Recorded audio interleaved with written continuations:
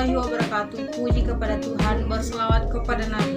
Kami dari kelompok 3 akan mempresentasikan hasil makalah kami berjudul Self, Spiritual Emotional Freedom Technique. Untuk mengefisienkan waktu, langsung saja saya alihkan kepada pemateri untuk memaparkan materi. Terima kasih kepada moderator. Langsung saja, pertama, pengertian Self.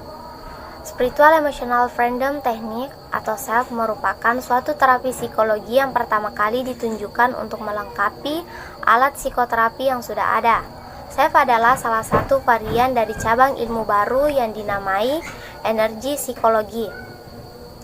Self bekerja dengan prinsip yang kurang lebih sama dengan akupuntur dan akupresur. Ketiga teknik ini berusaha merangsang titik-titik kunci di sepanjang 12 jalur energi atau energi meridian tubuh yang sangat berpengaruh pada kesehatan kita. Secara ringkas, terapi Self bisa dipahami sebagai terapi dengan cara tapping atau ketukan ringan pada titik akupuntur tertentu yang disertai dengan doa yang diterapi kepada Yang Maha Penyembuh. Kedua, cara menggunakan Self. Self terdiri atas 3 langkah. Pertama, the setup. The setup bertujuan untuk memastikan agar aliran energi tubuh kita terarahkan dengan tepat. Langkah ini dilakukan untuk menetralisir psikologika reversal perlawanan psikologi yang berupa pikiran negatif spontan atau keyakinan bawah sadar negatif.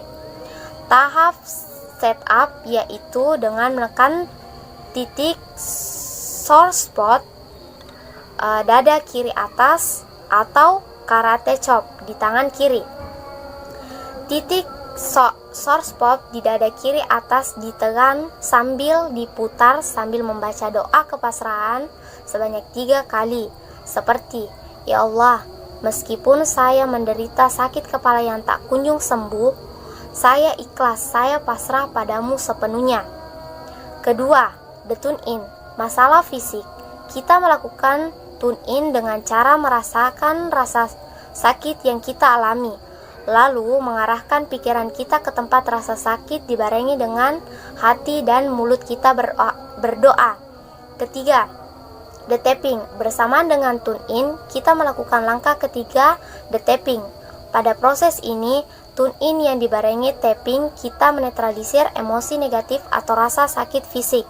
Tapping adalah mengetuk ringan dengan 2 ujung jari pada titik tertentu di tubuh kita sambil terus tune in. Titik-titik ini adalah titik-titik kunci dari the major energi meridian yang jika kita ketuk beberapa kali akan berdampak pada ternetralisirnya gangguan emosi atau rasa sakit yang kita rasakan, karena aliran energi tubuh berjalan dengan normal dan seimbang kembali. Ada juga versi intinya. Pertama, the setup, lalu dilanjutkan the tune in beserta kata pengingatnya atau doa. Saya ikhlas, saya pasrah disertai sebagian langkah ketiga, the tapping. Mulai dari titik pertama, the crow, sehingga titik ke-9 below nipple. Cukup sampai di situ dan diakhiri dengan tarik nafas panjang dan hembuskan. Ketiga, kelebihan Self. Self terbukti efektif in the real world. Kedua, mudah dipelajari dan mudah dipraktikkan oleh siapa saja. Ketiga, cepat dirasakan hasilnya. Sekali belajar bisa digunakan untuk selamanya pada berbagai masalah. Keempat, efektivitasnya relatif permanen. 5. Jika dipraktikkan dengan benar, tidak ada rasa sakit atau efek samping, jadi sangat aman dipraktikkan oleh siapapun. Ketujuh, bisa diterapkan untuk masalah fisik dan emosi apapun. 8. Konselor sekolah dapat bekerja jauh lebih efektif dan efisien dengan mempraktikkan Self. Terima kasih. Materi selanjutnya akan dilanjutkan oleh pemateri kedua. Baiklah, saya akan melanjutkan presentasi dari Fitra Diswani, yaitu self-aktivasi. Menurut Albert Bandura mengatakan self-aktualisasi adalah evaluasi seseorang terhadap kemampuan atau kompetensi untuk melakukan sebuah tugas, mencapai tujuan, atau mengatasi hambatan.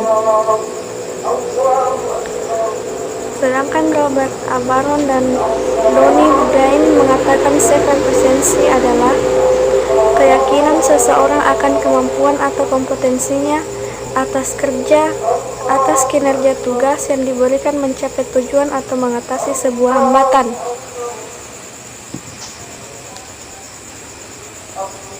Selanjutnya, self-efficiency dibagi menjadi dua, yaitu efisiensi tinggi dan rendah. Self-efisiensi tinggi pertama yaitu aktif memilih peluang terbaik, mampu mengelola situasi, menghindari atau menstreami hambatan, menetapkan tujuan, menetapkan standar, membuat rencana, persiapan, dan praktik, bekerja keras, kreatif dalam memecahkan masalah, belajar dari kegagalan, membatasi stres.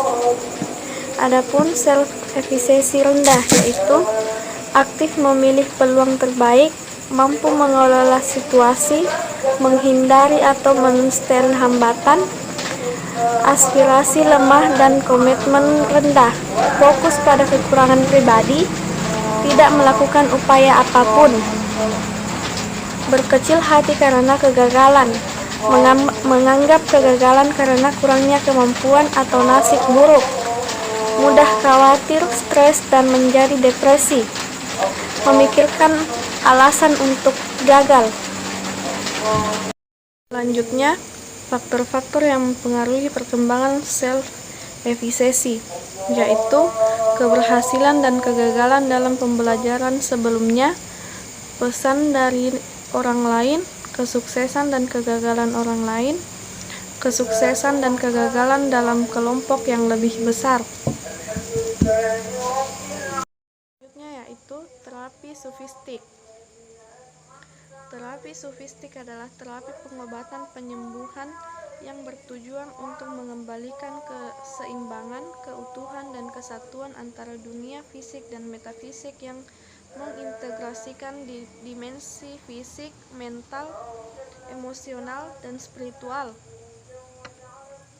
Terapi sufistik mempercayai bahwa keimanan dan kedekatan terhadap Allah menjadi kekuatan yang sangat berarti bagi problem kejiwaan.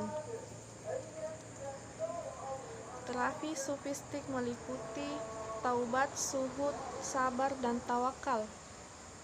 Taubat merupakan pengakuan terhadap dosa dan kesalahan, adalah tahap permulaan dalam memahami diri yang secara bertahap akan mengenal Tuhannya. Suhud psikoterapi suhud berfungsi sebagai metode takliyah an-nafs atau pengosongan diri dari perilaku buruk. Sabar dan tawakal dalam terapi sufistik berfungsi sebagai takliyah an-nafs, dan tahliyah an-nafs yang melahirkan kesehatan mental dan kelegaan batin. Sekian dari kelompok kami, lebih dan kurangnya mohon dimaafkan. Assalamualaikum warahmatullahi wabarakatuh.